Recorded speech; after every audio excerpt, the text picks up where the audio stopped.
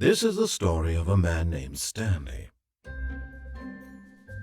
Stanley worked for a company in a big building where he was employee number 427. Employee number 427's job was simple.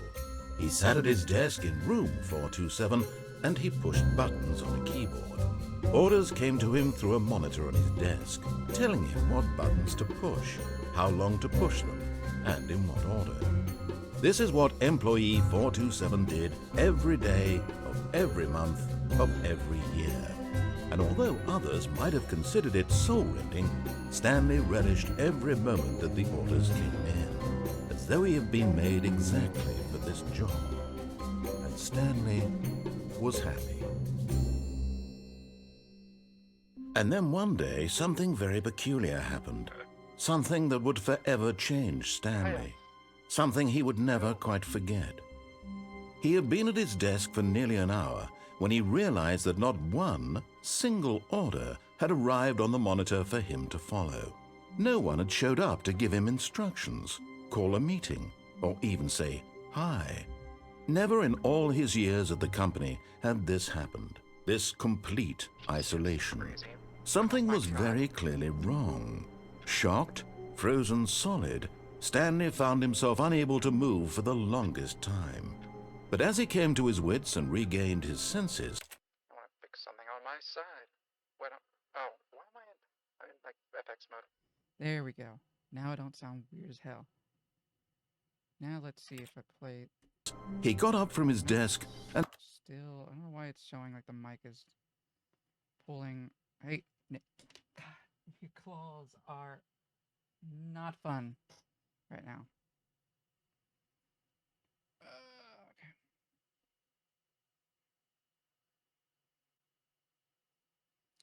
Let's see. Does that still work? If I do this, does it still work? Yes, it does. I don't know if it comes through that way. But we'll see. I don't really care. Okay. Stepped out of his office.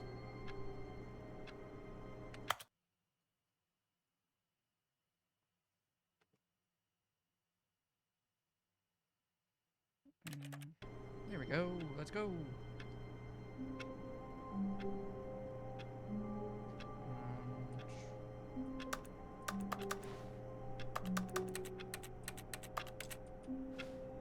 Oh man, the sensitivity is like super high.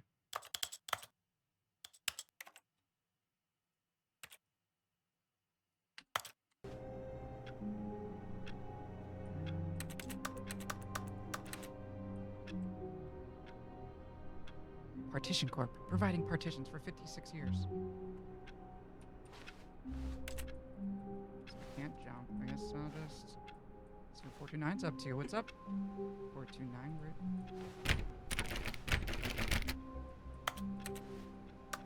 All of his co-workers were gone. What could it mean? Stanley decided to go to the meeting room. Perhaps he had simply missed a memo.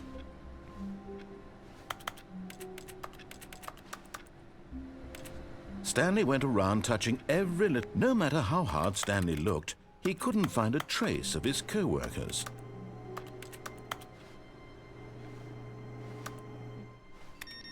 It was like a little IBM, like, what's it? Oh. It's not a PC Junior, but...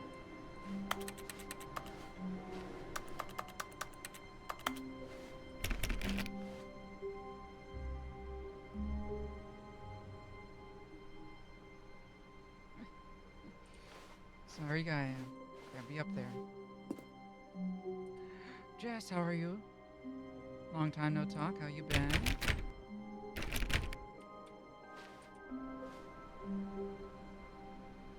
Doing good. I've been doing well. I've been seeing like notifications. I've been meaning to jump into a stream. Work's been crazy. You doing okay? Well, I hope you feel do a little better. Good. I just want to hang out. Chill here, Yeah, I guess it's like I knew you haven't seen the little avatar. It's pretty new, so I've only done like a few streams with it. Oh, I forgot. A horny mode. I forgot. Forgot that's the first selection this morning, bud. Just came for a nap. I saw you were in the stop in and say hi. Well, it's great to see you. Good to say hi and talk. Always good to see you, love.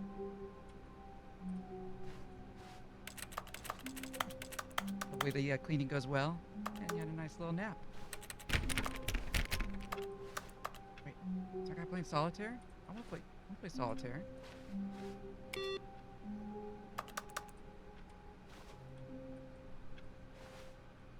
Wait. I don't know what that cup does. Say fuck. Why won't you let me see the other side? Stanley clicked on literally every single door in the office because he doesn't pick up well on cues from his environment.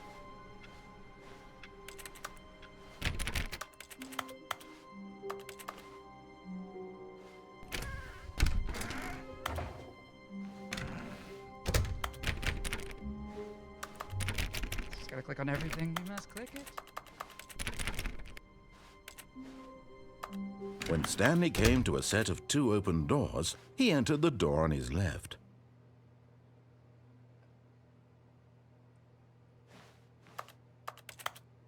You know what? Fuck you. I'm gonna go on the right. This was not the correct way to the meeting room, and Stanley knew it perfectly well. Perhaps he wanted to stop by the employee lounge first, just to admire it. Yes, I do. I'm gonna go to the employee lounge. Hey, can someone open the door? One in. One's ahead. No. Welcome in. How are you? Yes, truly a room worth admiring. It had really been worth the detour after all, just to spend a few moments here in this immaculate, beautifully constructed room. Stanley simply stood here, drinking it all in. Oh, fuel wasn't good? Oh. Yes, really, really worth it being here in the room. A room so utterly captivating that even though all your co-workers have mysteriously vanished, here you sit looking at these chairs and some paintings. Really worth it. Yes, I want to sit here and I want to look at all the paintings, It's a really great piece of art. At this point, but eager to get back to business, Stanley took the first open door on his left.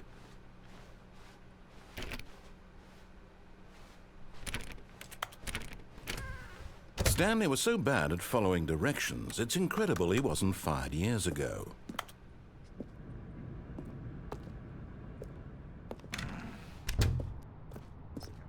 You're telling me to go one way. I'm not going to go that way. I'm going to go the other way. I'm going to go to a different place. Ooh, there's a car. It's also a massive room. Like, holy hell. Look, Stanley, I think perhaps we've gotten off on the wrong foot here. I'm not your enemy, really, I'm not. I realize that investing your trust in someone else can be difficult, but the fact is that the story has been about nothing but you all this time. There's someone you've been neglecting, Stanley. Someone you've forgotten about. Please, stop trying to make every decision by yourself. Now, I'm not asking for me, I'm asking for her. This is it, Stanley. Your chance to redeem yourself. To put your work aside. To let her back into your life. She's been waiting. I wonder who she is. Stanley. Let's... I want to get on top of the box.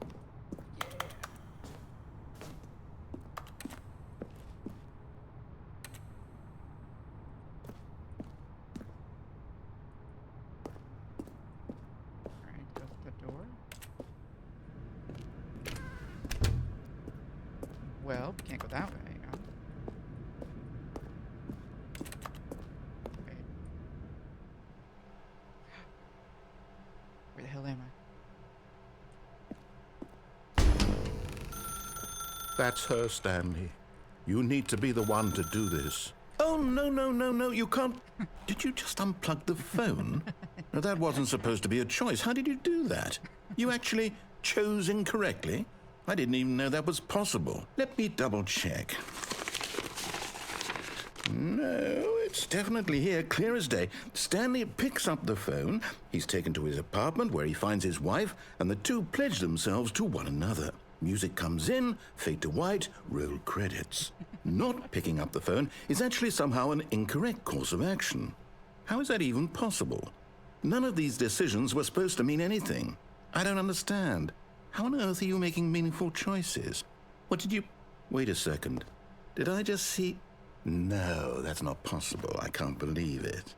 How had I not noticed it sooner? You're not Stanley. You're a real person. I can't believe I was so mistaken. This is why you've been able to make correct and incorrect choices. And to think I've been letting you run around in this game for so long. If you'd made any more wrong choices, you might have negated it entirely. It's as though you completely ignored even the most basic safety protocol for real-world decision-making. Or did you not grasp the severity of the situation? Well, I won't have that kind of risk on my watch. I'm going to stop the game for a moment so we can educate you properly on safe decision-making in the real world. Please observe this helpful instructional video. I can't wait for this. Choice. It's the best part of being a real person. But if used incorrectly, can also be the most dangerous. For example, in this scenario, a hypothetical real person named Rupert has a choice. He could invent a machine that eliminates food shortages across the world to make life better for all people. Or he could spend years of hard work forgetting how to read. Which choice would you make? Remember that unlike here, the real world makes sense, and at no time should you make a choice that does not conform to rational logic. If you find yourself speaking with a person who does not make sense, in all likelihood, that person is not real. Allow the person to finish their thought, then provide an excuse why you cannot continue talking. Turn to a partner and practice saying, "My goodness, is it 4:30? I'm supposed to be having a back, sack, and crack." Excellent. Making choices on a regular basis is the best part to a healthy decision-making process. Most medical professionals recommend making at least 8 choices per day. Do you make more than 8? Less? And finally, if you begin to wonder if your choices are actually meaningful and whether you'll ever make a significant contribution to the world, just remember that in the vast infiniteness of space, your thoughts and problems are materially insignificant, and the feeling should subside. At this time, your instructor will guide you in an exercise to test and reinforce the material covered in this video. Welcome back. You may have noticed that this room has begun to deteriorate as a result of narrative contradiction. But not to worry. Now that you're properly informed on good decision-making, we're going to revisit a choice you made just a few minutes ago and see what the correct thing to do would have been. This way, please. Okay. Let's see. Yeah, let's go. Boo, boo, boo, boo, boo, boo, boo. Alright, I guess. Yeah, they're like really directing me now.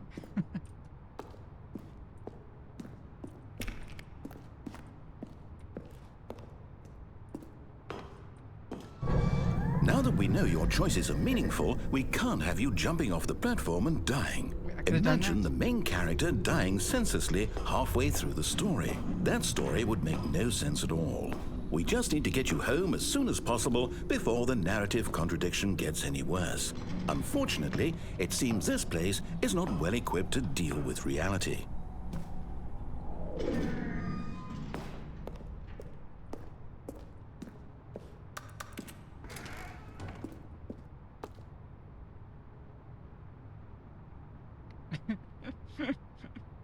Stuck with no food or toilet? Nice. Yes. Gotta be with no toilet, no food, no toilet. Just gotta be here and having my parables. How are you? Long time no talk. Back in the break room. Almost there. You'll take the door on the left, back to the correct ending, the story will have resolution once again, and you'll be home free in the real world. I don't know, do I trust you? Now remember, all you need to do is behave exactly as Stanley would. That means choosing responsibly and always putting the story first. I'm quite sure you'll be up to the task. Just follow my lead and you'll be fine. All right. When Stanley came to a set of 2 open doors, he entered the door on his left. Fine. We'll go left.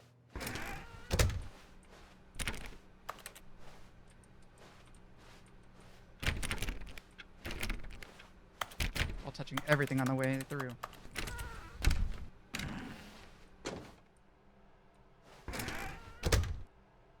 Yet there was not a single person here either.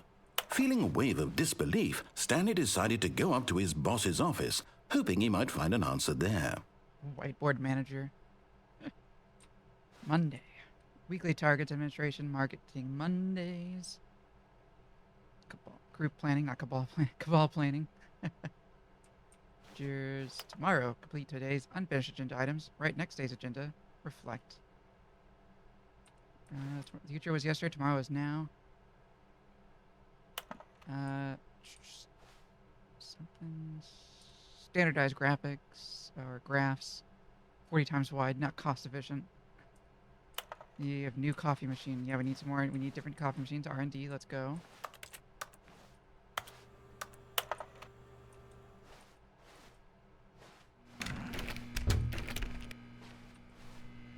And in the broom closet.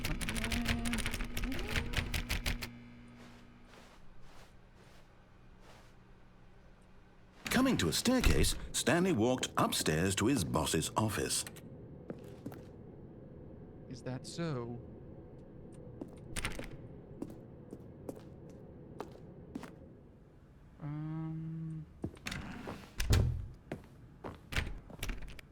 This guy has a really nice area.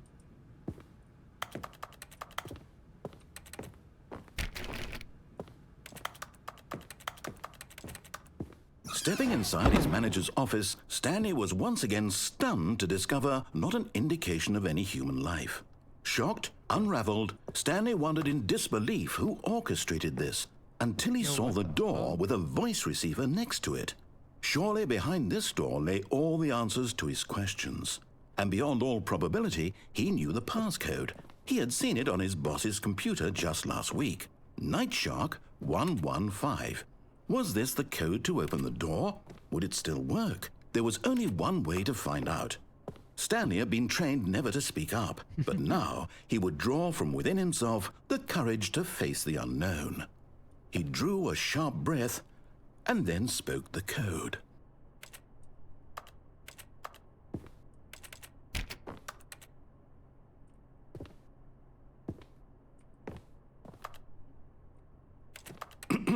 Stanley spoke the code. Nightshark 115. He spoke it into the receiver, right there on the wall. Wait, what? Nightshark 115? Is that literally what it's gonna do? I'm sorry, is there a problem? Yes, so. You didn't mishear me, did you? Please speak the code into the receiver. Otherwise, we can't get on with the story. This is a crucial step. Nightshark 115? I don't... Is there like a setting for this? Like, literally? Is there like... No? If I just... Okay, fine, you're not gonna do it, but you know what? It's pretty humiliating to bring you this far, only for you to suddenly decide you have better things to do. I asked you for this one single thing, for your respect. The kind of respect Stanley shows for his choices. He knows what it means to take a story seriously. If you didn't want to see what I had to show you, then why did you come here? You had a choice, you know. You could have gone through the door on the right. You could have done whatever the hell you wanted over there. Why did you come this way? Speak. Say something to me. Explain yourself, you coward. You... behave exactly as Stanley would. That means choosing responsibly and always putting the story first. I'm quite sure you'll be up to the task. Just follow my lead and you'll be fine. All right. When Stanley came to a set of 2 open doors, he entered the door on his left.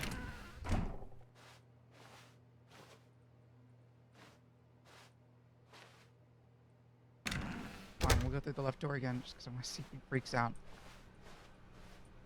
See if this disembodied voice will. Yet there was not a single person here either. Feeling a wave of disbelief, behave exactly as Stanley would. That means choosing responsibly and always putting the story first. I'm quite sure you'll be up to the task. Just follow my lead and you'll be fine. All right. When Stanley came to a set of 2 open doors, he entered the door on his left.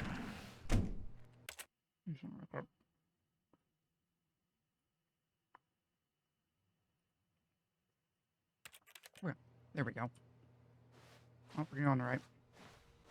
No! Why did you do that? Quickly, hurry back in the other direction. Perhaps we're not too late.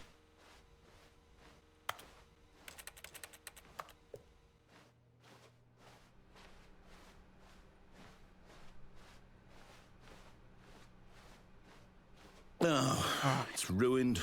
I can't believe, after everything we talked about, that my story, you've destroyed my work. Why? For what? What did you get out of that? What did you think was so special about seeing the game undone, left here like so much garbage? It's worthless now. And what am I supposed to do? Even if there were a way to continue, would it be worth it?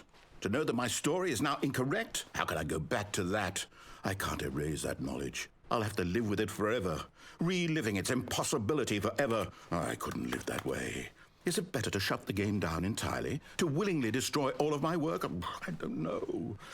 What's the answer? What do I do? What do I do? What do I... No, I have to. I have to shut the game down. I have to. I have to.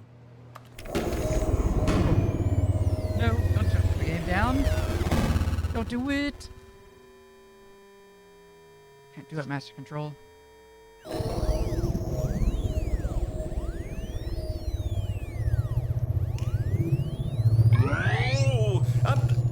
I'm here.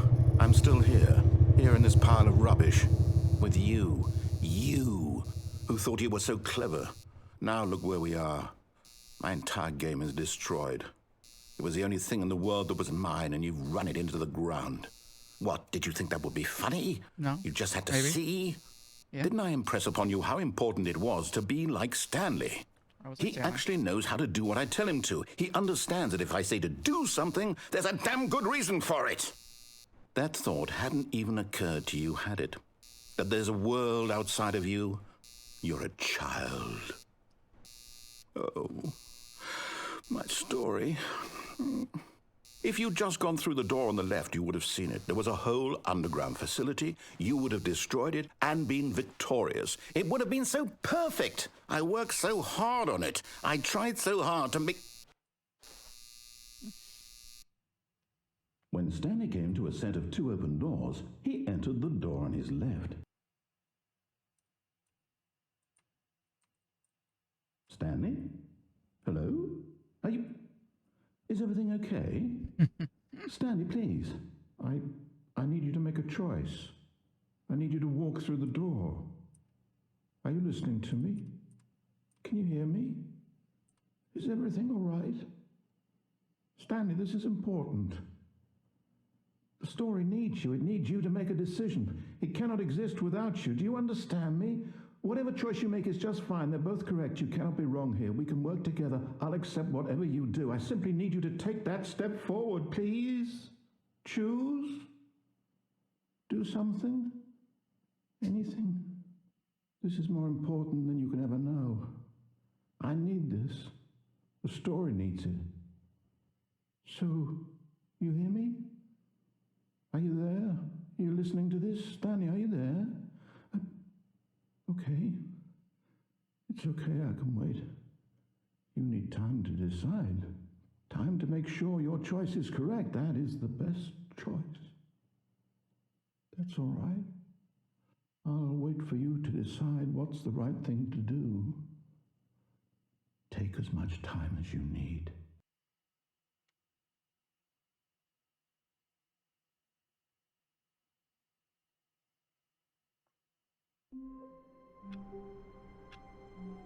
Okay.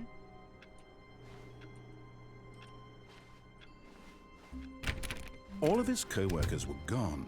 What could it mean? Stanley decided to go to the meeting room. Perhaps he had simply missed a memo.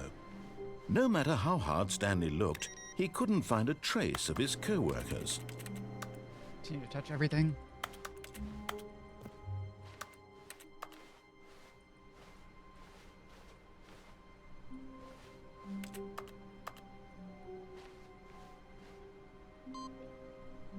Oh, something different.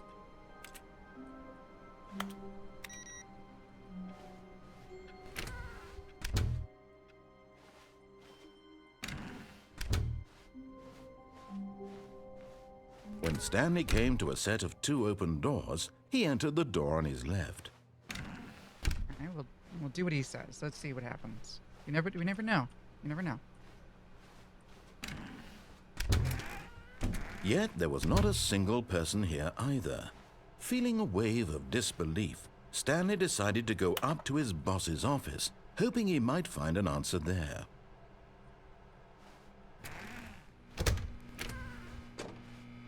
Stanley stepped into the broom closet, but there was nothing here, so he turned around and got back on track.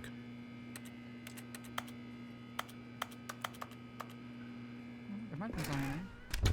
You never know. That's cool. Coming to a staircase, Stanley walked upstairs to his boss's office. Aha, but I went down.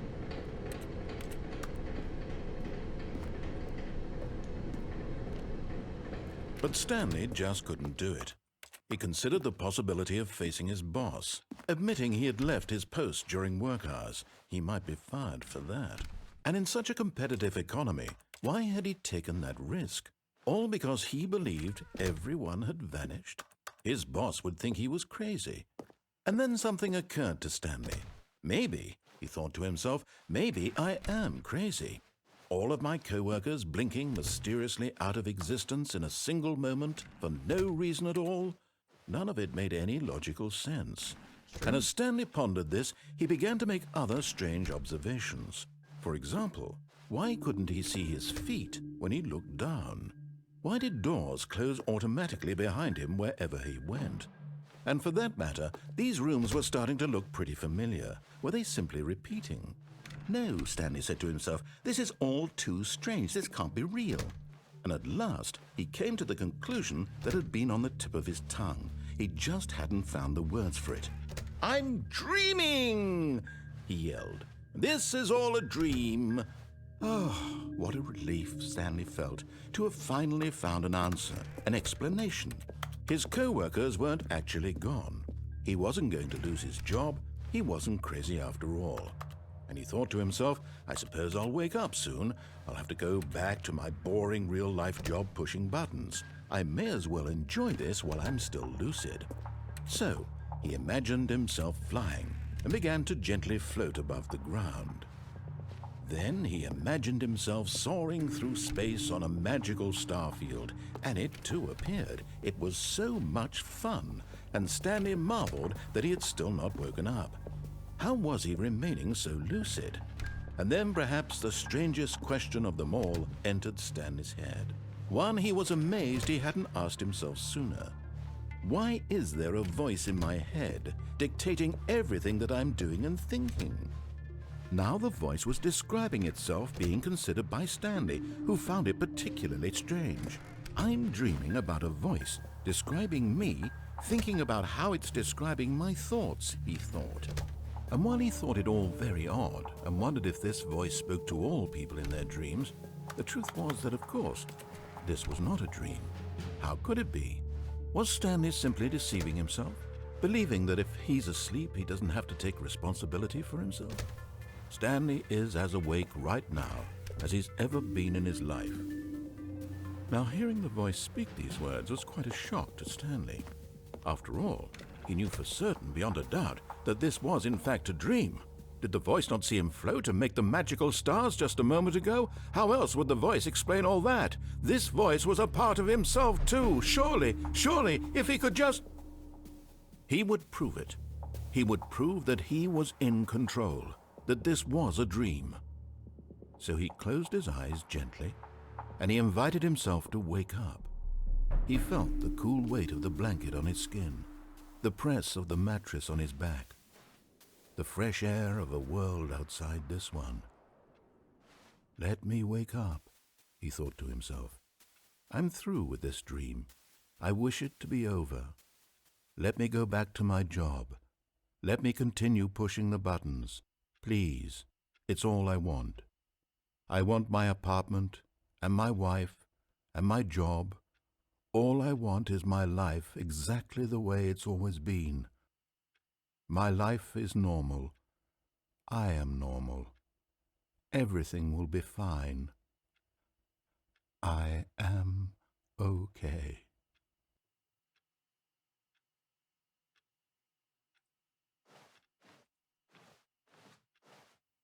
Stanley began screaming. Please, someone, wake me up. My name is Stanley.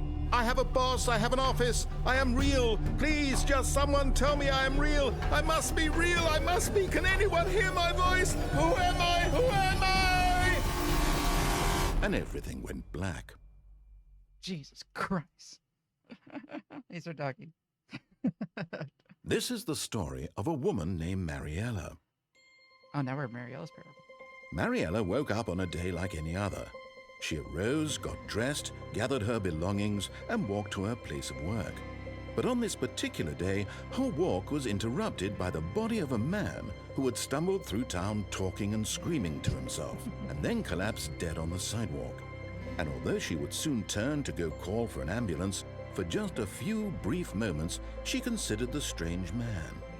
He was obviously crazy. This much she knew. Possibly Everyone crazy. knows what crazy people look like. No one knows. And in that moment, she thought to herself how lucky she was to be normal. I am sane. I am in control of my mind. I know what is real and what isn't. It was comforting to think this, and in a certain way, seeing this man made her feel better. But then she remembered the meeting she had scheduled for that day. The very important people whose impressions of her would affect her career, and by extension, the rest of her life. She had no time for this, so it was only a moment that she stood there, staring down at the body. And then she turned and ran. This is actually my first time playing this, so... It's all a bit weird, but I expected that. I expected it to be a little weird. Be very interesting. But I'm glad to hear it goes hard, because it's definitely been... All of his co-workers were gone. What could it mean? Stanley decided to go to the meeting room. Perhaps he had simply missed a memo. All I want No is matter this how guy's job hard right Stanley here. looked, he couldn't find a trace Sharpening of his pencils. co-workers. Yeah, just a bit weird. A bit. Just a bit weird. In it, you know?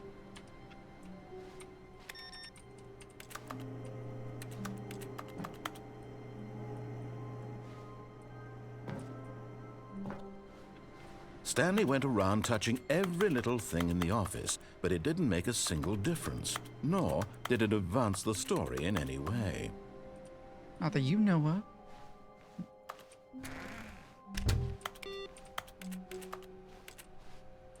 Oh, I can't input anything on this computer now. Dang it.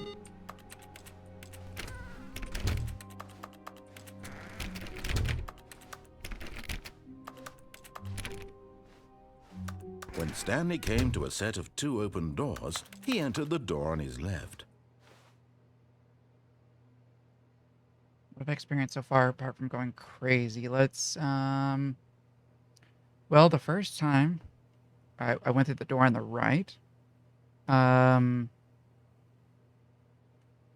was pretty wild. It was like then I pretty much broke the game, made the narrator break down, and then he shut down the game and everything went black, and then stuff like that. And then, I mean, we tried going left and whatnot, but, you know, nothing was happening. And then, like, we saw like, you know, a voyeur experience where we were above the ceiling looking down. Just kind of watching everything. And then, yeah, it's just wild. And then we went left, you know, to see, like, the way we were, like, you know, eventually kind of just was in the dream sequence kind of going... Well, I went downstairs. So that kind of contributed to that, but let's do this. We'll go this way again, and we'll go upstairs this time.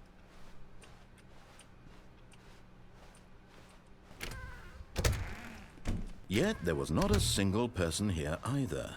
Feeling a wave of disbelief, Stanley decided to... Oh, no, not again. I won't be part of this. I'm not going to encourage you. I'm not going to say anything at all. I'm just going to be patient and wait for you to finish whatever it is you enjoy doing so much in this room.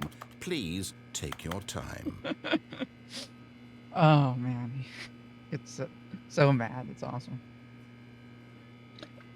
I'm I'm gonna go in this room. There's probably nothing to do, but, you know, I'm gonna go in the room just because it's gonna bother you. Coming to a staircase, Stanley walked upstairs to his boss's office. Let's see. Okay.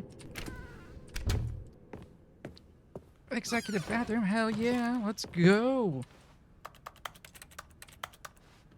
To be rich, is it a crime? To commit crimes, isn't it rich? What life would it be to have to just pick one?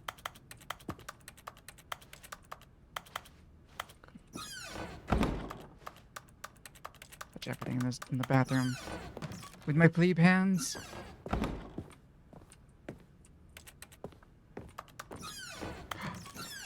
Oh, this is a weird painting, but I mean, I definitely see a rich person could have this, like a psychopath or something like that.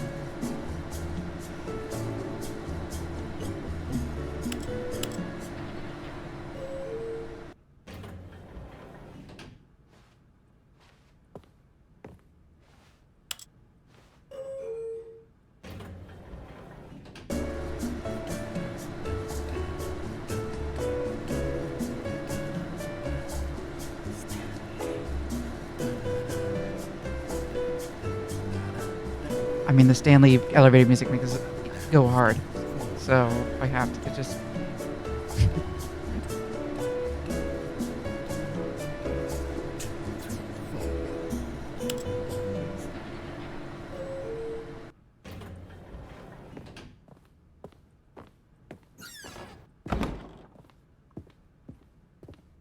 Stepping into his manager's office, Stanley was once again stunned to discover not an indication of any human life. Shocked, unraveled, Stanley wondered in disbelief who orchestrated this. What dark secret was being held from him? What he could not have known was that the keypad behind the boss's desk guarded the terrible truth that his boss had been keeping from him. And so the boss had assigned it an extra secret PIN number, 2845. But of course, Stanley couldn't possibly have known this. Yet incredibly, by simply pushing random buttons on the keypad, Stanley happened to input the correct code by sheer luck. Amazing. He stepped into the newly opened passageway.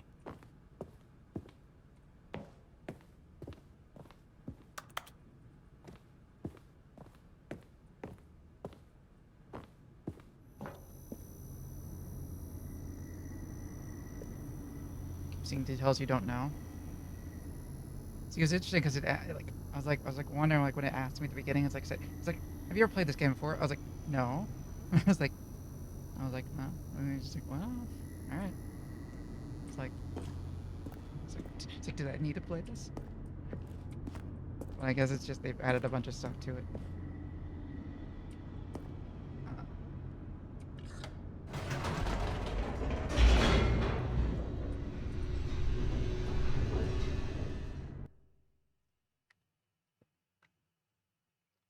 Descending deeper into the building, Stanley realized he felt a bit peculiar.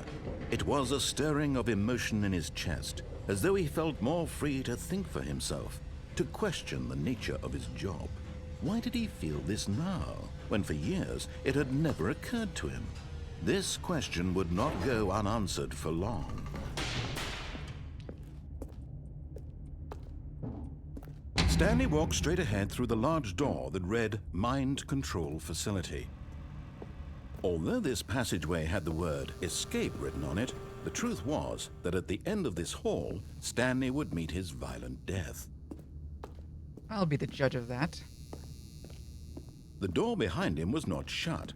Stanley still had every opportunity to turn around and get back on track. I said I'll be the judge of that. At this point, Stanley was making a conscious, concerted effort to walk forward and willingly confront his death.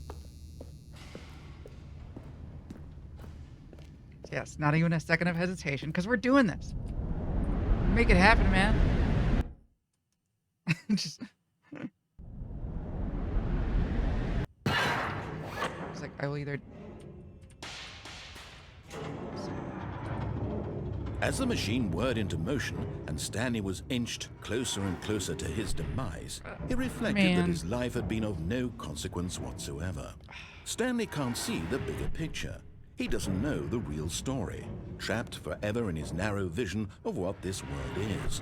Perhaps his death was of no great loss, like plucking the eyeballs from a blind man. And so he resigned and willingly accepted this violent end to his brief and shallow life. Farewell, Stanley. But at least I can say I made this decision. This was my decision to die. Huh?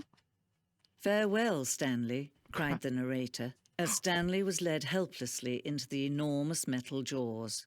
In a single visceral instant, Stanley was obliterated as the machine crushed every bone in his body, killing him instantly.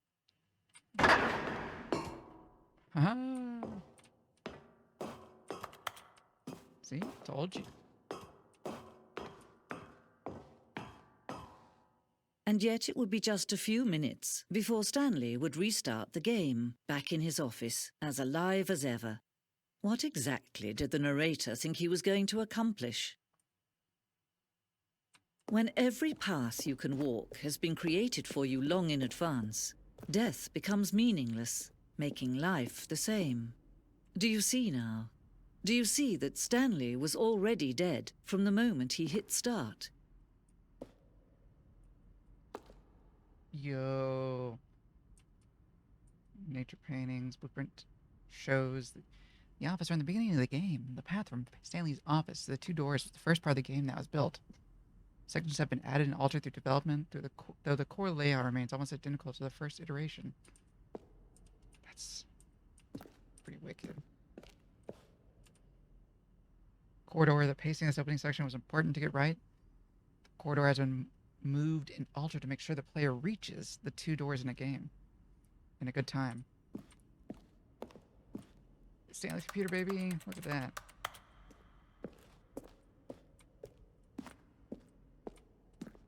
The two doors. It said the two doors was the very first concrete piece of the Stanley Parables design. Once this room was created, the rest of the game emerged as an extension of it. Explanation of the contradiction this room posed.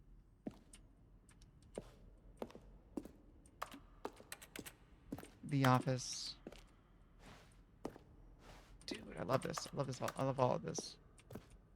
Button sounds. Such as the button sounds used throughout the game when buttons are pressed. Each sound makes a keyboard stroke.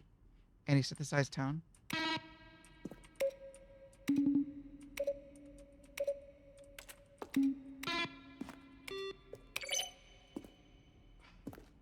Love it. Love all of it. Love every minute of it. Get the filing cabinets.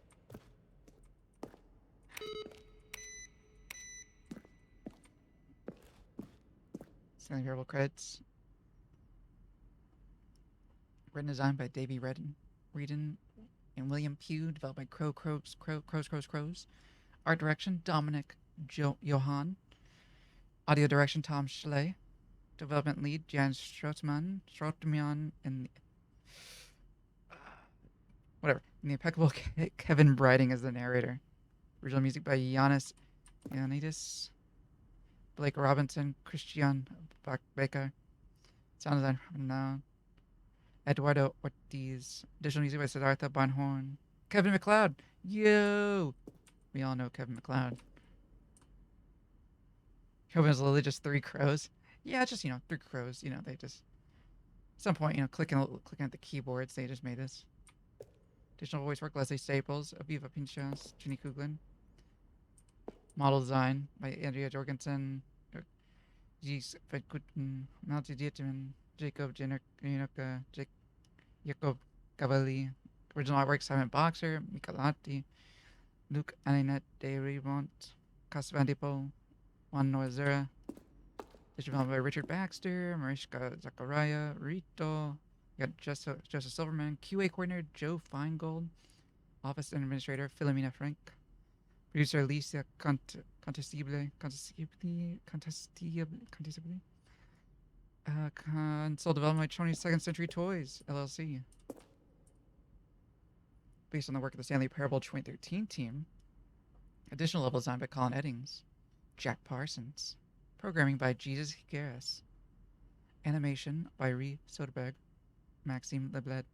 Stanley character skin by Taggart and Dean Darko. Webmaster Shane Sweeney.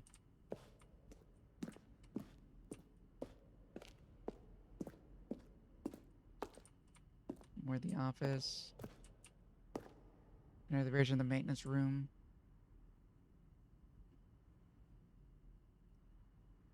Where you 40% reflectivity. Oh, yeah.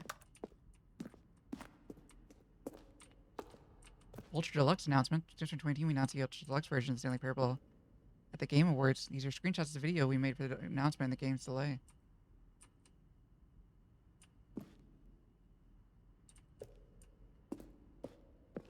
Warzone. Early in development, designed an ending where Stanley would end up on a battlefield fighting aliens.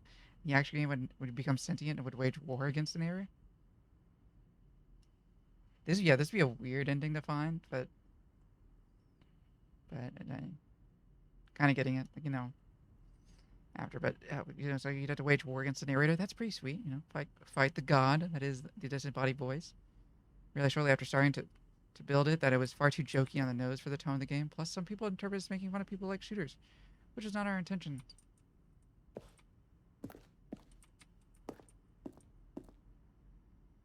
Alien base, awesome. Honestly, I think that's pretty cool. But, Dink Dunk, such a gay. Are you geek? Narrator emails. After the second trailer we sent out, we asked people to email the narrator for questions. While we had initially planned to use these further promotional materials, never found a perfect use for them. Here are a selection of those emails. From Art, subject regarding your game in the works. Dear subject from Forrest Gaines, dear narrator, will the Stanley Parable have infinite quests? How many endings? If the Stanley Parable is really going to let me go shopping, I hope it will have a fine selection of desert boots. How do you make a JRPG? How do you make the worst game ever? What is the difference between a duck?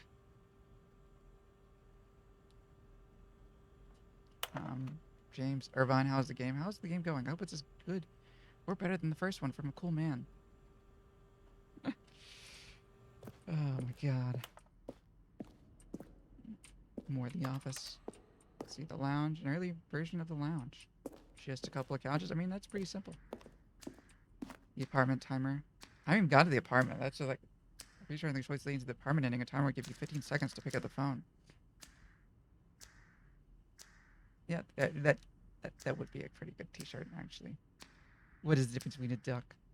I mean, the phone would lead to a different ending. See, like that was also like the first thing where I got to where I actually did get to the phone, where then I unplugged the phone. The cargo lifts.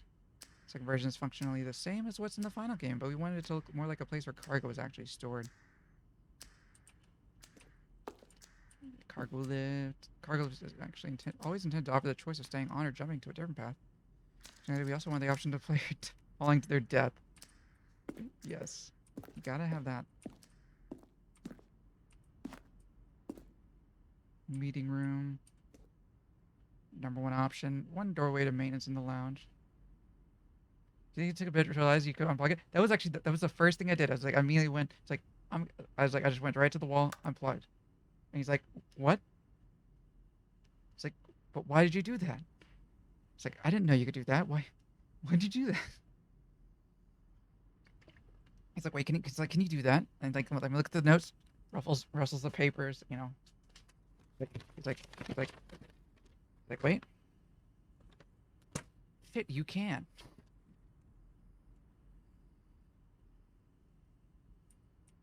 It's like number two options, 2 doorways to maintenance. The other to continue. This one's confusion ending. Lounge. Yeah, because I went to the lounge. What it is, 1 doorway to option, maintenance and not lounge, and the original based on track option. The flow of hallways following the first 2 doors is important to get right. Some players will play them so many times. Sometimes only the simplest version that went out. Yeah, you always want to keep it simple, stupid. Yo, what? What is this? Zending model? The Zending went through many generator iterations. One of the most games of all time? Yes. Honestly, it's like a portal. I kind of get, just because it makes you feel like Control, where it's kind of just like, as well, where it's kind of just kind of going around and around and around, like trying to figure this out. But, fourth version of the ending, we thought it was complete, but decided to abandon and change it again shortly before launch. Like, escape menu, the game is now paused. Begin the game again, resume the game. Oh, for a long time, we had an ending where it only ended when the player restarted from the escape menu. I realized this was what they were supposed to do, which is frustrating for everyone. Yeah, that's how you, like, a lot of the stuff, like, where you start doing the player testing, and that's where it kind of, like, oh, shit, we didn't know, it's like, they don't players aren't, like, you gotta remember, like, players aren't gonna realize that sometimes. At least maybe, like, a good chunk, like, or like Halo has the same thing, like, where it's like you said, oh, you need to go and you need to jump over this, like, one specific thing, and people wouldn't do it. Which is really fun, and it's just funny, it's like, oh, you gotta change it. Context early version of the ending known as Zending, which was eventually cut, merged, and not by the game. See, this would be interesting. It's like doing all this and then finding the other stuff. Zending levers. These levers were originally part of the Zending. The player would pull a lever and the narrator would describe what color they had pulled. Cool. I can just, like, kind of just go and, like, running through this. Trailers. We want 4 major teaser trailers over the course of the game's development, each meant to convey something about the spirit of the game. This is the first one, released in May 2012. It features a series of broken rooms and the voice of the narrator informing viewers that he's preparing a new version of the Stanley Parable.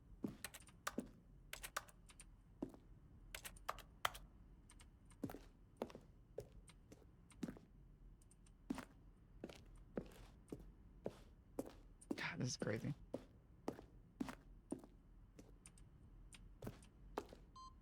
Countdown room, early version. Countdown desk, one of the desks from an early version of the countdown ending. Monitor.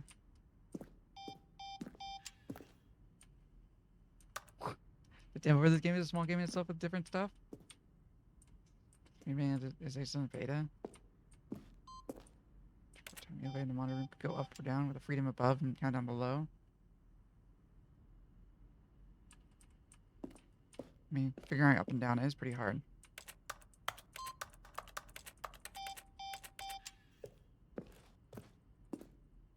Oh, look at that. We found the exit.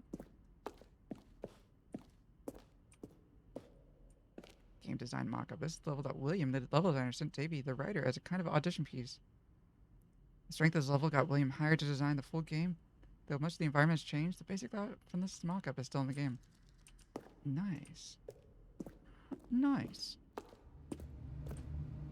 Stanley's office. From left to right, the evolution of Stanley's office. Over time, the first was created in November 2011, the second in March 2012, and the third in February 2013. Here's fall of my senior year in high school. Spring of my senior year in high school. And, spring of my first year in college. Let's see. Trying to figure out, like, yeah, the pencil sharpener, took it down to 1 computer, and all that. Oh, and that art. They made the desk a little bigger and they moved the stuff around. Nice. Yeah, the final narration's better. Kind of just like, oh, okay. So we finally made it back to where we started.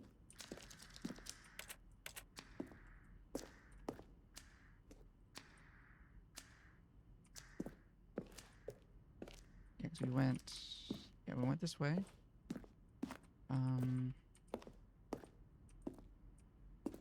Okay, we went this way. But we didn't go... Freedom ending. This was the very first incarnation of the freedom ending in the game's alpha. So... Office clock. Boss's office. Screens from the development of the boss's office. We did like it's very different how I got to that ending. Like, it's also just like a way, like it's just kind of like that one thing. What? I'm trying to remember the name. One of those ones like where it's just like that. It's like kind of like you can go through like one side. You kind of see over here like this is different than what it is over here. But I can't remember the name of it. Stanley pushed the big red button. Yo. An early version of the underground portion of the game, from the mind control facility and escape where we went to, and then we got it here because of the escape. Stanley stood on the snow.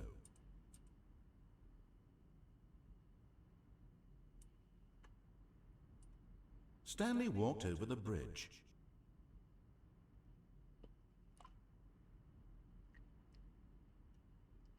Stanley jumped in the river. When Stanley pushed the number 6 top of the facility to end this injustice. Stanley walked through the green door. This is just really neat, just kind of like to see all this. And like just... Oh, okay, yeah, so this... Okay, so yeah, alright, now we can see kind of see where things... Rude ad break. Whack. Oh, wait. You just tell me when it's back. Because I can't really tell. I don't have a timer.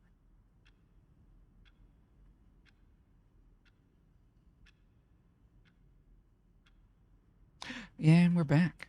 Rude. Twitch was its root ad break. Let's see. So I guess we go to the exit now. Oh, look at these two. How they wish to destroy one another. How they wish to control one another. How they both wish to be free.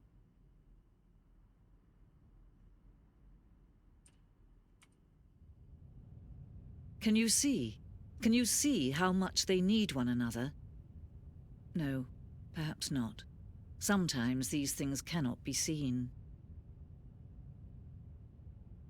But listen to me. You can still save these two. You can stop the program before they both fail. Push escape and press quit. There's no other way to beat this game. As long as you move forward, you'll be walking someone else's path. Stop now and it'll be your only true choice. Whatever you do, choose it. Don't let time choose for you. Don't let time... Death. It welcomes me with open arms.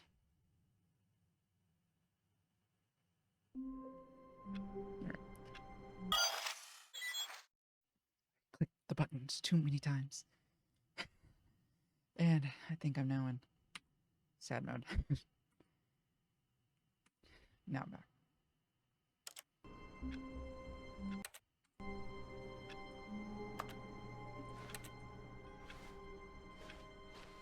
All of his co-workers were gone. What could it mean? Stanley decided to go to the meeting room. Perhaps he had simply missed a memo. One of us say something like, me going so fast through it. When Stanley came to a set of 2 open doors, this was not the correct way to the meeting room, and Stanley knew it perfectly well. Yeah, Perhaps he wanted to stop by the employee lounge first, just to admire it. Wow. Yes, this room. What a beautiful room. But eager to get back to business, Stanley took the first open door on his left. And so he detoured through the maintenance section, walked straight ahead to the opposite door, and got back on track.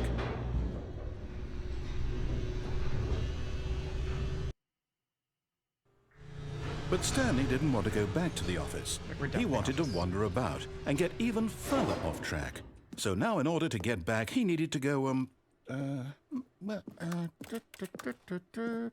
from here it's, oh, no, it's to the right, my mistake. No, not the right. Why would I have ever said it was to the right? What was I thinking? It's clearly... Oh, dear, would you hold on for a minute, please? Now, let's see. We went down right, left, down, left, Up, down, left, right, A, B, plus. Yep, okay, yes. I've got it now. This story is absolutely, definitely this way.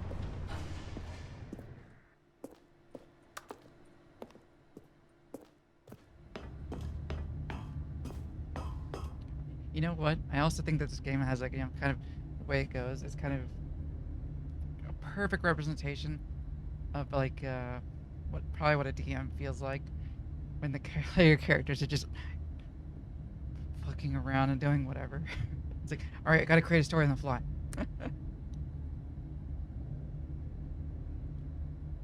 That's what I get from it. No. This isn't right at all. You're not supposed to be here yet. This is all a spoiler. Quick, Stanley, close your eyes. Okay. We just have to get back to, oh, who am I kidding?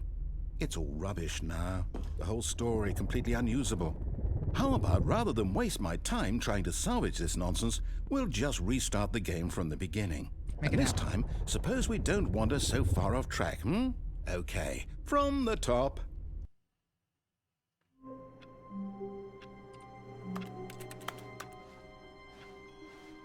All of his co-workers were gone. What could it mean? Stanley decided to go to the meeting room. Perhaps he had simply missed a memo.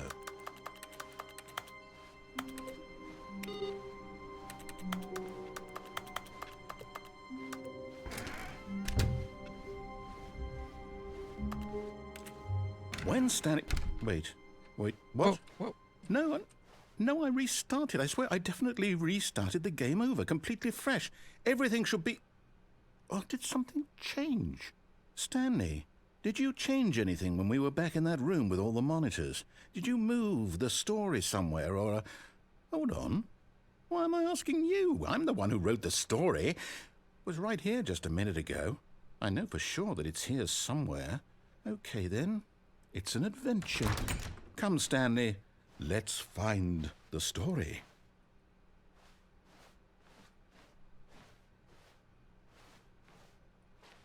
Wait.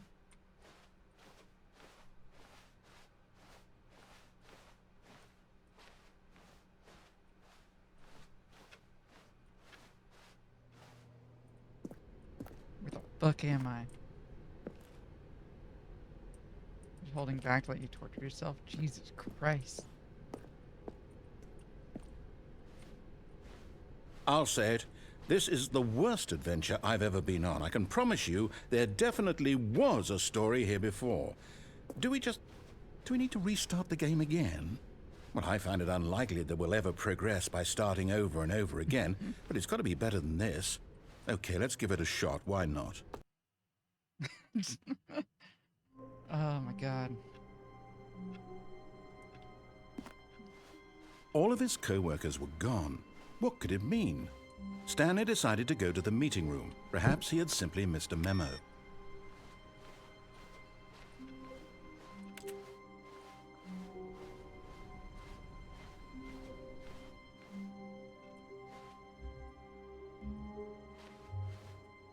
What? Okay, yep, it's worse. I might be remembering this wrong. It's possible the story is back where we just came from. Why don't we go back the other direction and see if we missed anything?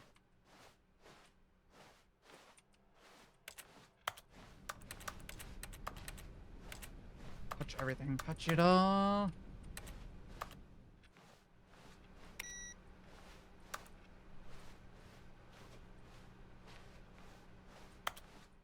Aha! I knew we'd miss something. The story. Here it comes. No, wait, never mind. Not the story. Okay, let's head back the other way and retrace our steps. The fuck are we? Now this... Well, I'll be honest, I don't recognize this place at all. Is this the story? I don't think so. I can't quite recall, but I believe my story took place in an office building. Is that correct? Do you remember, Stanley? Well, do you know what? Since I've completely forgotten what we were supposed to be doing, how about this? You win! Congratulations! Hell yeah. I know you put in a lot of hard work, and it really paid off, so good job. Fuck Oh, yeah. No, I don't feel right about this at all. No, let me win. We both know you didn't put in any actual work for that win. Yes, I did. Some people win fair and square, and this was not one of those situations. Okay, I'm getting weirded out by whatever this place is. I don't care what might happen this time. I have to restart. Turn into an existential horror. All right, I've got a solution. This time, to make sure we don't get lost, I've employed the help of the Stanley Parable Adventure Line. Just follow the line. How simple is that? I still want this job. Just sharpening pencils all day? Yeah, let's do it.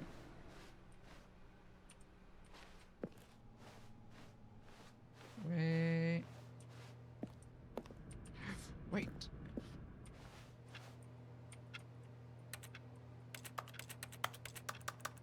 I want to play solitaire. Let me do it.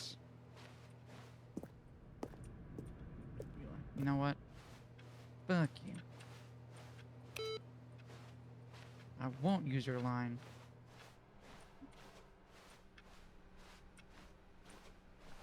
No, I'm down. We're leaving it up to the line from now on.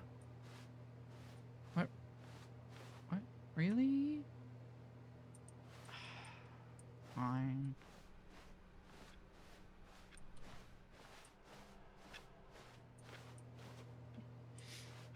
Makes it no fun. You see? The line knows where the story is. It's over in this direction. Onward, Stanley, to destiny. Though, here's a thought. Wouldn't wherever we end up be our destination, even if there's no story there? Or to put it another way, is the story of no destination still a story? Simply by the act of moving forward, are we implying a journey such that a destination is inevitably conjured into being via the very manifestation of the nature of life itself? Okay, Stanley, I need to follow this train of thought for a minute. Just stick with me. Now, we can both agree that the nature of existence is in fact a byproduct of one's subjective experience of that existence, right? Okay. Now, if my experience of your existence rests inside of your subjective experience of this office, is this office, in fact, the skeleton of my own relative experiential mental subjective construct? Whoa. Hang on. That got a bit weird back there. Well, I'd like to apologize. Not sure where I was going with all that. You know what? I think what we need right now is a bit of music to lighten the mood.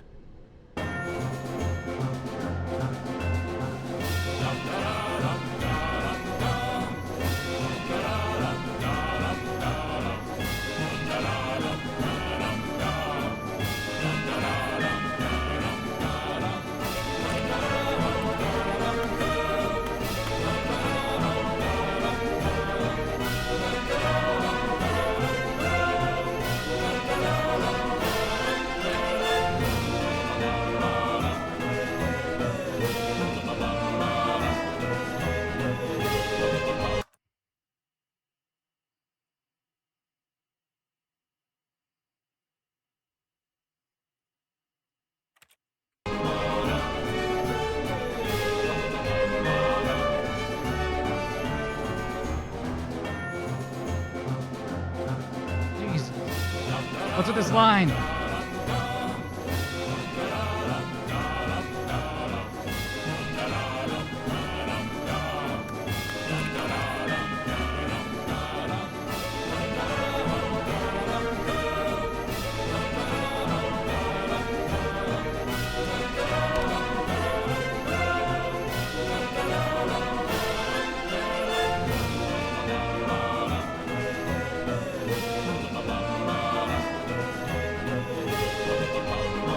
Cut the music, go back and look at that fern.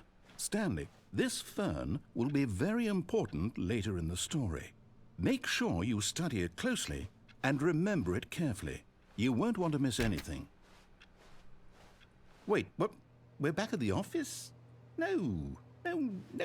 Line, you do know we're looking for the Stanley Parable, right? The story? Is any of this ringing a bell? Oh, no, not again. Line, how could you have done this to us? And after we trusted you, after everything we've been through, you... Oh, I can't take this anymore. To hell with it. Restart.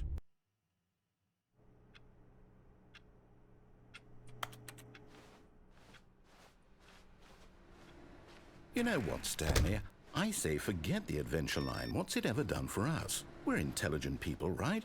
Why can't we make up our own story? Something exciting, daring, mysterious. Ooh, this all sounds perfectly doable. Why don't we simply start wandering in, well, I don't know. How about this direction? Oh, all right. Now, yes, this is exciting. Just me and Stanley forging a new path, a new story. Well, it could be anything. What do you want our story to be? Go wild. Use your imagination. Whatever it might be, Stanley, I'm ready for it. Okay, using my imagination. Let's go. Oh, no, not you again.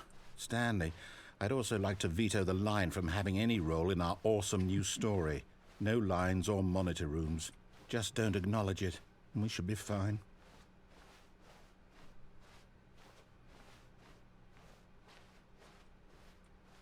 Yeah, there we go. No line. Ah, a choice. We get to make a decision. From here, the story is in our control. How important we mustn't squander the opportunity. In fact, I believe I need a minute to think here. Just walk in circles for a minute. Okay, so I know that each door has to lead somewhere, which means that somewhere, the place where we're trying to go, there must be a reverse door that leads here. And that in turn means that our destination corresponds with the counter-inverted reverse door's origin. So starting from the right, let us ask, will taking the right door lead us to where we're going? And since the answer is clearly yes, then by all accounts, the door on the right is the correct one. Another victory for logic. Come, Stanley, our destiny awaits.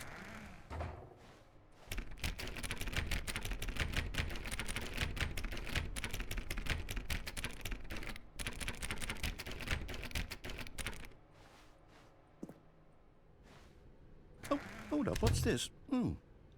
The confusion ending. You're telling me that's what this is? It's all one giant ending? And we're supposed to restart the game, what, eight times? Jesus. That's really how all this goes? It's all determined? So now, according to the schedule, I restart again. Then what? Am I just supposed to forget? So we'll be on the fifth Well, what if restart. I don't want to forget? My mind goes blank simply because it's written here on this thing, wall. Well, who consulted me? Why don't I get to decide? Why don't I get a say in all of this? Is it really... No, it can't be. I don't want it to be. I don't want the game to keep restarting. I don't want to forget what's going on. I don't want to be trapped like this. I won't restart the game. I won't do it. I won't do it. I won't do it. And the timer stopped? Oh, Does that mean... gosh. did we do it? Did we break the cycle? The, Look at that, doing it whatever it which way is we that went. made this schedule? How would we even know? Will someone come for us? Will something happen? So, okay. I guess now we just wait, you know. I suppose in some way that this is a kind of story, wouldn't you agree? I'm not quite sure if we're in the destination or the journey, though they're always saying that life is about the journey and not the destination. So I hope that's where we are right now. We'll find out, won't we? Eventually. Well, in the meantime, if you... Oh my god, I was not expecting that. Holy shit. Oh. Stanley had never seen the office this brightly lit. Was it a sign of something? He hoped it was. He hoped very much that it was.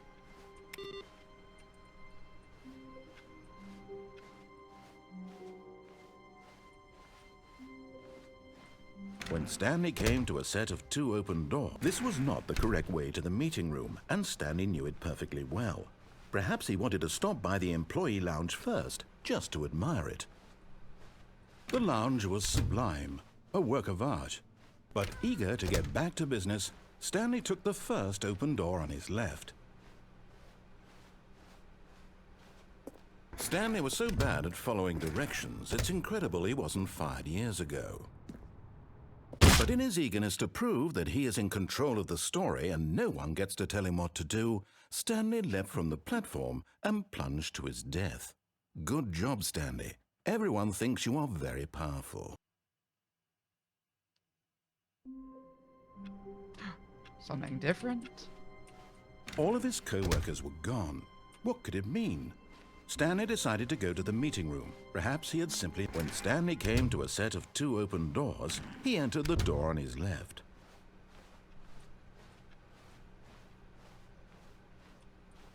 Yet there was not a single person here either. Feeling a wave of disbelief, Stanley decided to go up to his boss's office, hoping he might find an answer there. Oh, why won't you let me open that broom closet? No. Coming to a staircase, Stanley walked upstairs to his boss's office. But Stanley just couldn't do it. He considered the possibility of facing his boss. Admitting he had left his post during work hours, he might be fired for that. And in such a competitive economy, why had he taken that I don't know if risk? this will give me a different All ending or because if I'll he make it the same believed ending. everyone had vanished? His boss would think he was crazy. And then something occurred to Stanley. Maybe, he thought to himself, maybe I am crazy. All of my co-workers blinking mysteriously out of existence in a single moment for no reason at all? None of it made any logical sense. Oh no. And as Stanley pondered this, he began to make other strange observations. For Good example, night, why Stocky. couldn't he see his Have feet great when he looked sleeps. down? Why did doors close Good automatically behind him dreams. wherever he went? I will have fun in And this. for that matter, these rooms were starting Nightmare. to look pretty familiar. Were they simply repeating? No, Stanley said to himself, this is all too strange. This can't be real. And at last, he came to the conclusion that had been on the tip of his tongue. He just hadn't found the words for it. I'm dreaming, he yelled. This is all a dream. Get in the game again. Don't know what's gonna happen. Or what. All of his co-workers were gone. What could it mean? Stanley decided to go to the meeting room. Perhaps he had simply missed a memo.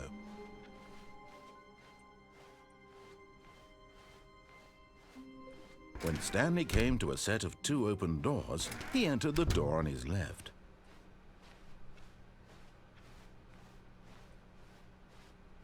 Yet there was not a single person here either. You do some better Feeling a wave of disbelief, Stanley decided to go up to his boss's office. Coming to a staircase, Stanley walked upstairs to his boss's office.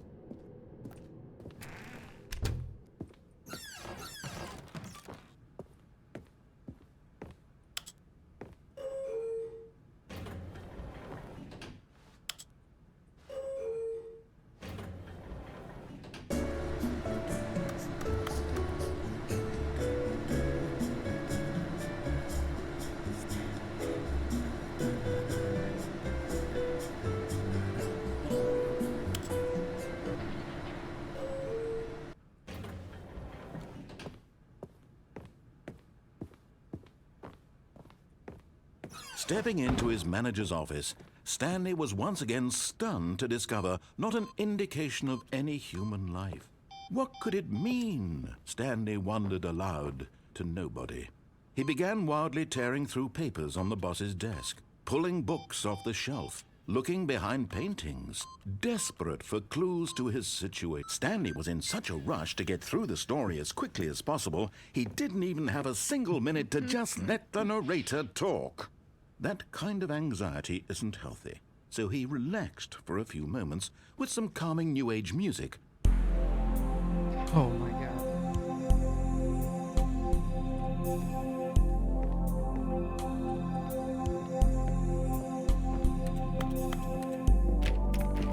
Feeling soothed and rejuvenated, Stanley calmly walked forward into the opened passageway.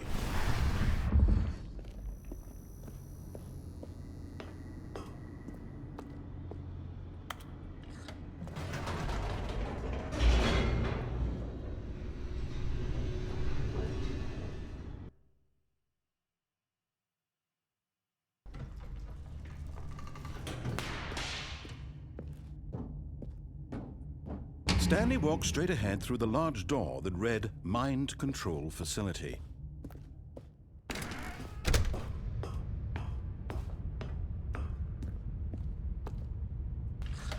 The lights rose on an enormous room packed with television screens. What horrible secret did this place hold? Stanley thought to himself. Did he have the strength to find out?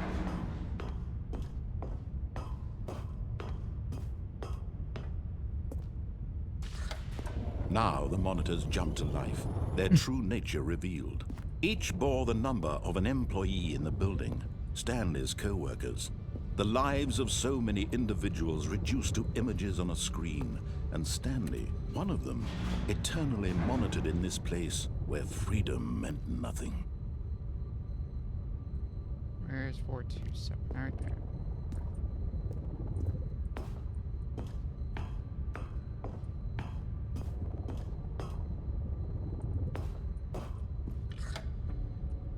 This mind control facility, it was too horrible to believe. It couldn't be true. Had Stanley really been under someone's control all this time? Yes. Was this the only reason he was happy with his boring job? That his emotions had been manipulated to accept it blindly? No, he refused to believe it. He couldn't accept it. His own life in someone else's control? Never! It was unthinkable.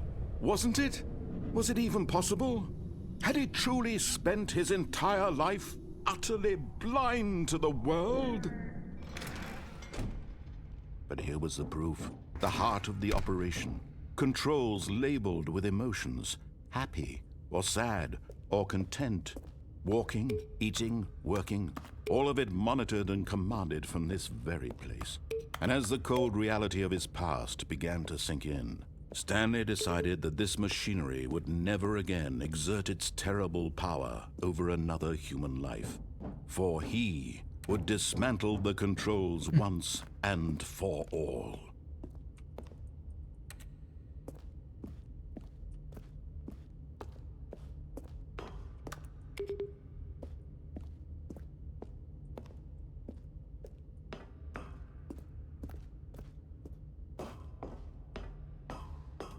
There's looking shit going on over here. Holy damn, Batman.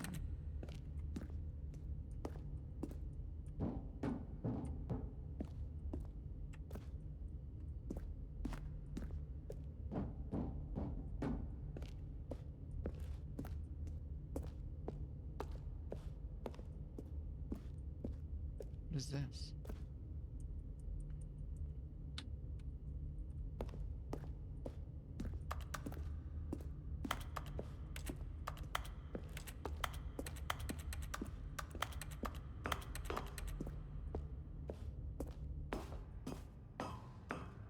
Mind controls idle, awaiting input.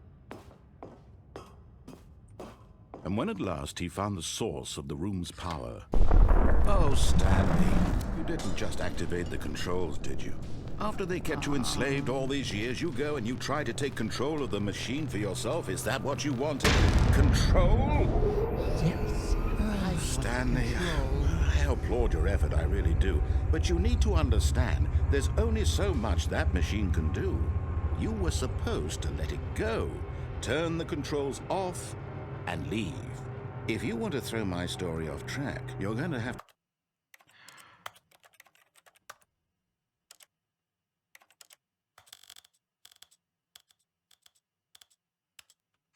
do much better than that.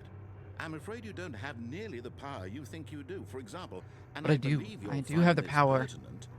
Stanley suddenly realized he had just initiated the network's Emergency emergency detonation detonation system. Let's In the go. event that this machine is activated without proper DNA identification, nuclear detonators are said to explode. eliminating the entire complex. How long until detonation then? I don't know. Do it. Let's say... Do it. 2 minutes. Ah, now this is making things a little more fun, isn't it, Stanley? It's your time to shine. You are the star. It's your story now. Shape it to your heart's desires. Oh, this is much better than what I had in mind. What a shame we have so little time left to enjoy it. Mere moments until the bomb goes off. But what precious moments each one of them is.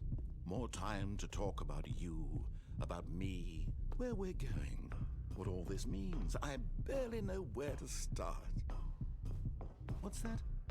You'd like to know where your co-workers are? Yeah, where they is. A moment of solace before you're obliterated? All right, I'm in a good mood. You're gonna die anyway. I'll tell you exactly what happened to them. I erased them. I turned off the machine. I set you free. Of course, that was merely in this instance of the story. Sometimes when I tell it, I simply let you sit there in your office forever, pushing buttons endlessly and then dying alone. Other times, I let the office sink into the ground, swallowing everyone inside, or I let it burn to a crisp. I have to say this, though, this version of events has been rather amusing. Watching you try to make sense of everything and take back the control wrested away from you, it's quite rich. I almost hate to see it go. But I'm sure whatever I come up with on the next go-around will be even better. My goodness, only 34 seconds left. But I'm enjoying this so much. You know what? To hell with it. I'm going to put some extra time on the clock, why not? These are precious additional seconds, Stanley. Time doesn't grow on trees. Oh dear me, what's the matter, Stanley? Is it that you have no idea where you're going or what you're supposed to be doing right now? Or did you just assume when you saw that timer that something in this room was capable of turning it off? I mean, look at you. Running from button to button, screen to screen, clicking on every little thing in this room. These numbered buttons, no, these colored ones. Or maybe this big red button, or this door. Everything, anything, something here will save me. Why would you think that, Stanley? That this video game can be beaten? Won? Solved? Do you have any idea what your purpose in this place is? Stanley, you're in for quite a disappointment. But here's a spoiler for you. That timer isn't a catalyst to keep the action moving along. It's just seconds ticking away to your death. You're only still playing instead of watching a cutscene because I want to watch you for every moment that you're powerless. To see you made humble. This is not a challenge. It's a tragedy. You wanted to control this world, that's fine. But I'm going to destroy it first, so you can't. Take a look at the clock, Stanley. That's 30 seconds you have left to struggle. 30 seconds until a big boom and then nothing. No ending here, just you being blown to pieces. Will you cling desperately to your frail life, or will you let it go peacefully? Another choice. Make it count. Or don't. It's all the same to me, all a part of the joke. And believe me, I will be laughing at every second of your inevitable life from the moment we fade in until the moment I say, happily ever up. Jesus Christ.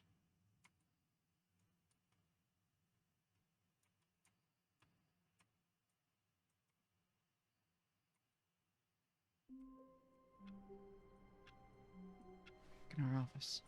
All of his co-workers were gone. What could it mean? Stanley decided to go to the meeting room. Perhaps he had simply missed a memo. Oh, new content? What does that mean, new content?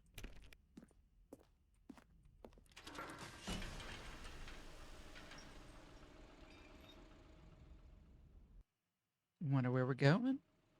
Who knows?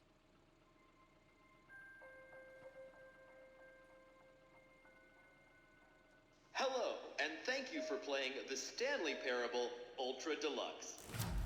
As you may know, the Stanley Parable was a video game released in 2013 on home computers.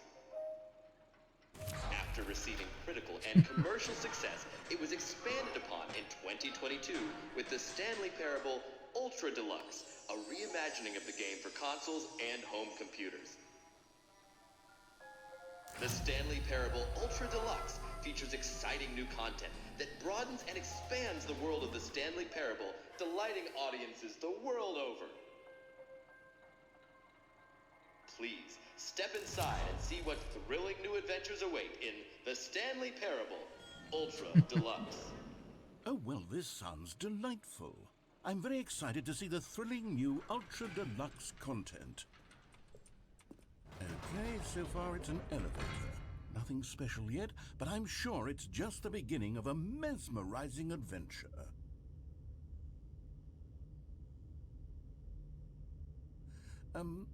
Is it broken? What's going on here? Should we be moving somewhere or... Oh, there we go. All right, finally, at long last, it's on to the new content. I've never been more ready. Let's do it.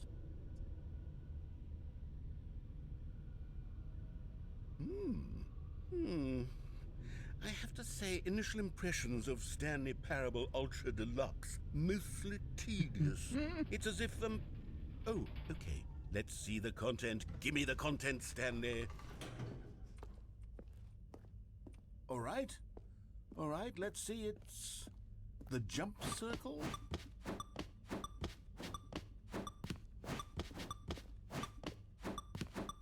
You know what? Fuck it.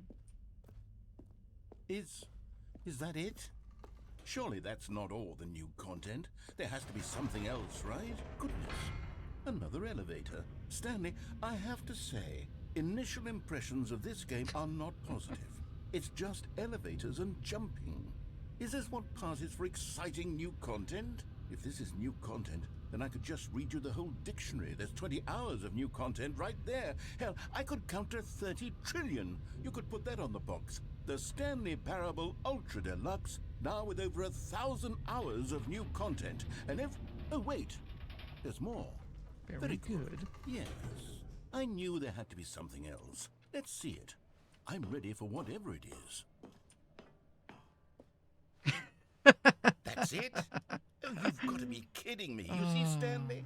This is what happens when greedy video game developers with no respect for their fan base rush a cheap expansion to market for no reason other than to make an easy dollar. And don't get me started on the level of craftsmanship that's gone into it. In fact, I'm looking right now at the game's achievements, and it's hard to believe one of them actually says, "Test achievement, please ignore." What quality assurance department signed off on this?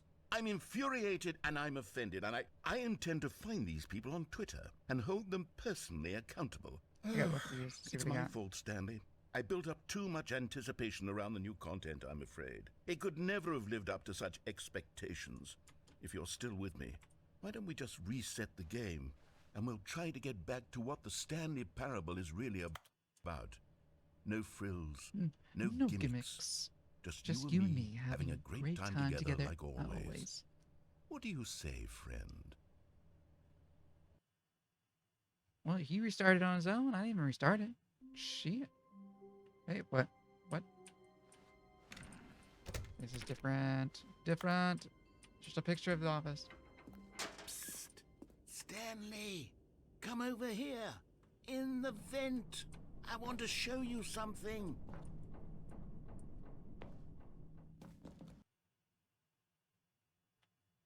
Where are we going? I don't know.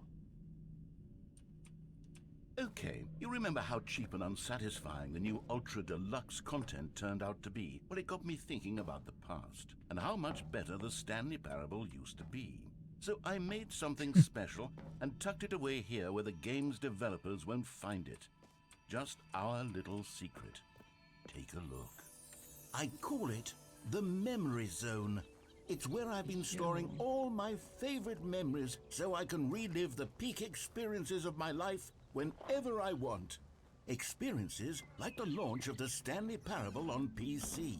You see, Stanley, doesn't the Memory Zone remind you of how wonderful Stanley Parable was before it was sullied with a cheap re-release?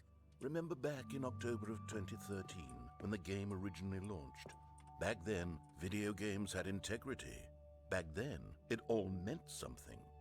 Oh, the waste.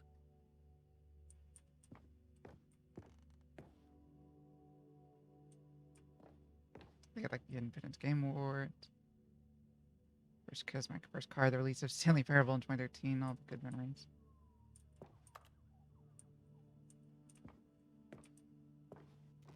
The original remake. Factory Cafe game. Buy on Steam or download the demo. It was done by 15,000-year-old ultra-conserved words. Washington Post. 6 ones of a great corporate culture, John Coleman, Harvard Business Review. Okay, let's see. Researchers identified 2 dozen words whose sounds and meanings have survived the past 50,000 years. Business bloggers at Harvard Business Review discuss a variety of business topics, including managing people, innovation. You should. Okay. Oh, BAFTA.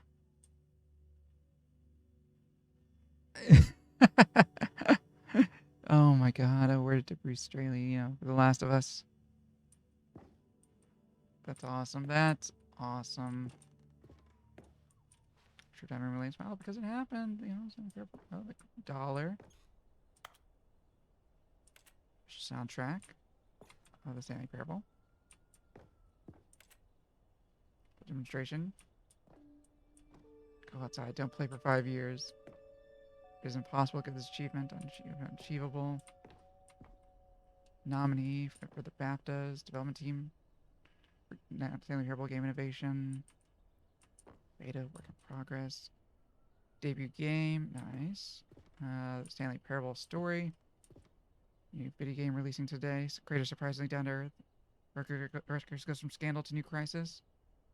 When was this? October 17, 2013? Will it show uneven effort to enroll poor? Cost center's new tack to achieve diversity. Pushing elections of console allies. Crazy shit. Little deals, tough choices. Nice.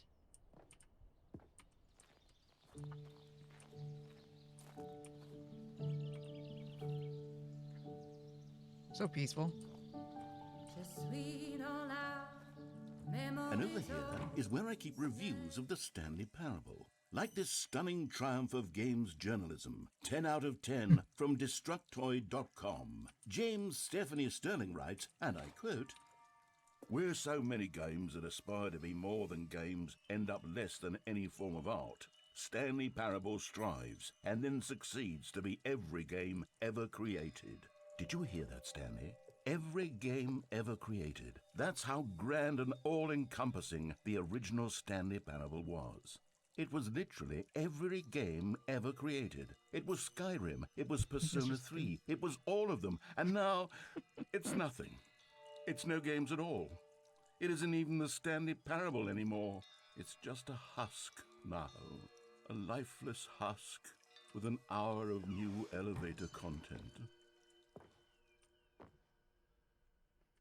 Tasteful, nostalgic. It was good. The maintenance zone. Ground. No UST. So yeah, just like awesome. You're playing the Stanley Parable. Person of the Year, Stanley. Got the little models. Oh, this is cute.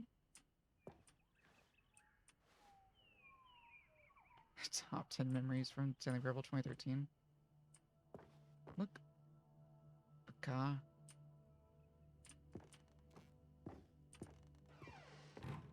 Usually anything. People play games because of what they can do inside them, and your game's very good at letting them know they can't do anything. Here's another moving passage, this time from GameSpot.com. The Stanley Parable is both a richly stimulating commentary on the nature of choice in games, and one that offers some of the most enjoyable, surprising, and rewarding choices I've ever been confronted with in a game. 9 out of 10. Don't you get it, Stanley? The game was perfect. It didn't need anything else. It didn't need new content. It just needed to be left alone, to spend the rest of time collecting dust in the hallowed hall of beloved video game memories.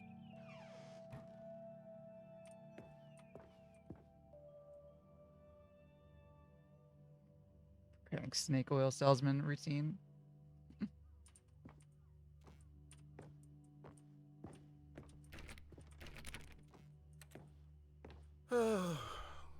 These were simpler times, Stanley. But I wouldn't give to go back, to have it all over again.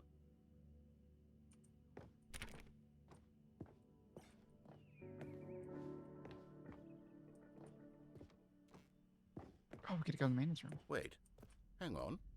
I don't recall this part of the memory zone before. What's this? What's down here? Oh no.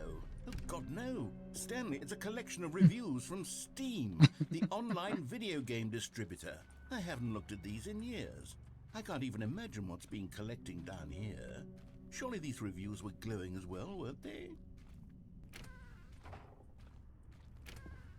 Honestly, I could not be bothered to play this game to full completion. The narrator is obnoxious and unfunny, with his humor and dialogue proving to be more irritating than entertaining. Unfunny! I'm not trying to be funny. I'm trying to make a serious work of art. I suppose I could write up a handful of gags to insert into the Stanley Parable, but the game is already such a densely layered web of profound philosophical insights that I can't even imagine where I'd have the room to stick them. I love it. They're just like, kind of poking fun at that. Oh, it's Steam reviews. Let's see what's happening. There's just so much.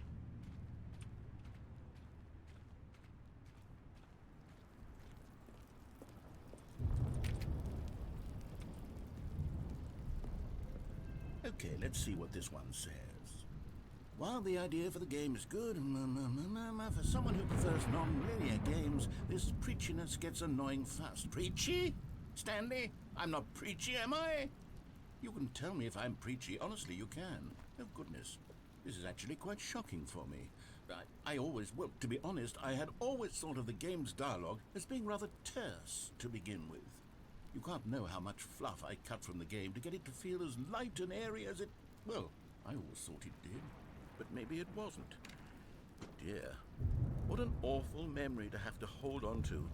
These black marks on my otherwise unimpeachable track record. I feel like a failure. Like I let these people down. Perhaps the Stanley Parable isn't quite as sterling as I always remembered. What's this one got to say? You constantly have to stop doing anything so the narrator can catch up with his long-winded explanations of what's happening. I wish there was a skip button. A skip button? Well, yes. Yes, I think we can do that. If I'm truly too preachy, then maybe letting you skip ahead for just a moment, surely it couldn't hurt. Not if it means we can strike these negative reviews from the record. Only positive reviews of the Stanley Parable. That's my motto today, and it's always been my motto. I'd do anything for the customer, Stanley. Yes, a skip button we shall have.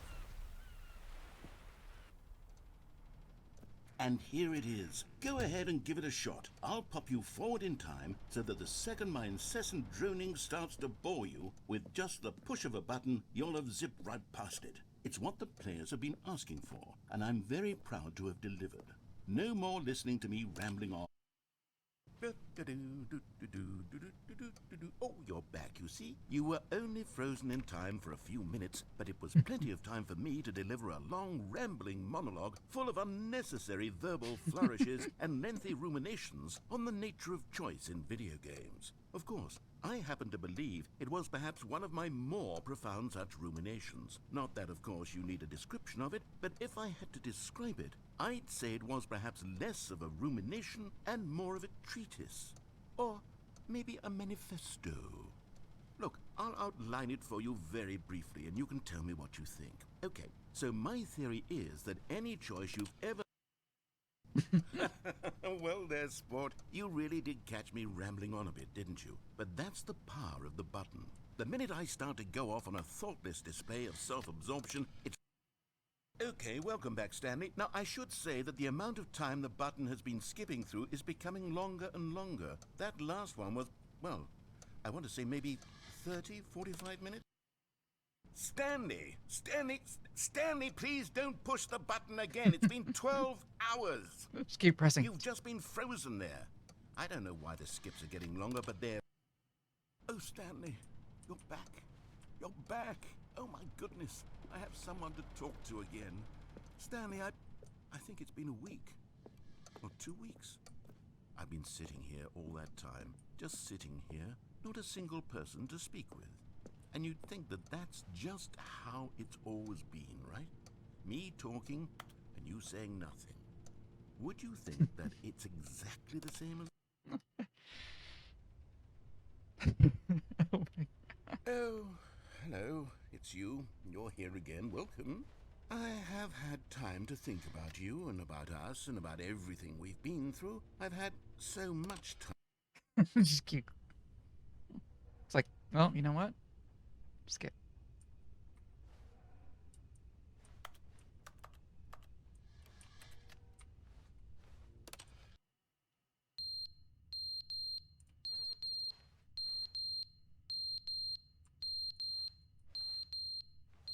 Come on, let me skip.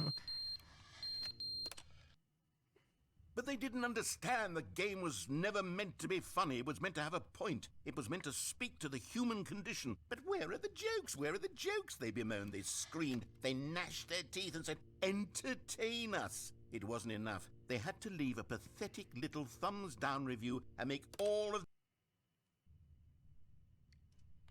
Narrator? Where are you?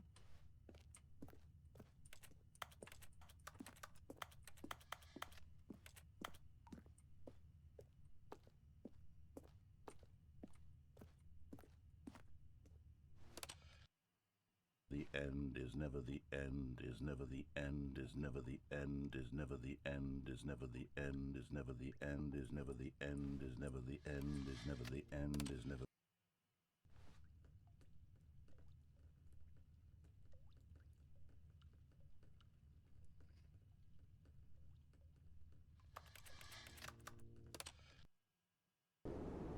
Whoa.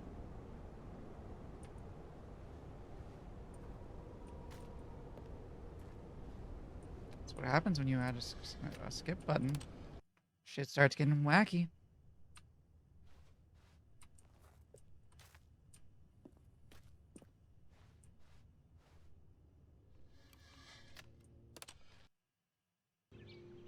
Whoa. Now it's getting all green. Truly becoming like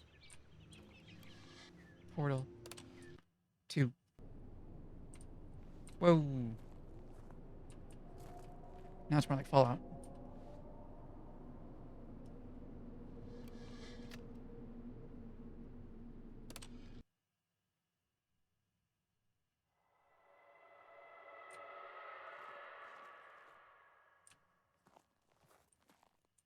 The narrator ever come back? Whoa, okay. Finally, now in the desert.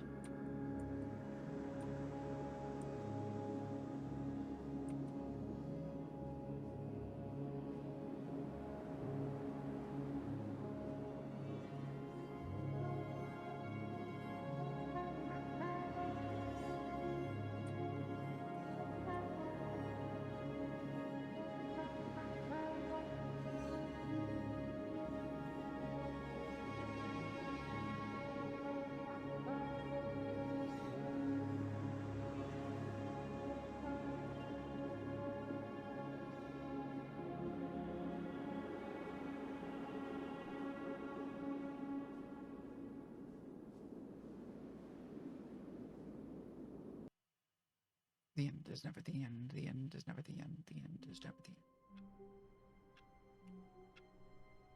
Okay. I'm gonna take this moment. So now we've been 2 hours into this. Go to call it. And I'll see you. I'll probably see you tomorrow evening again. Like, it's great getting to play this. Can't wait to play more of it and other games with all of you.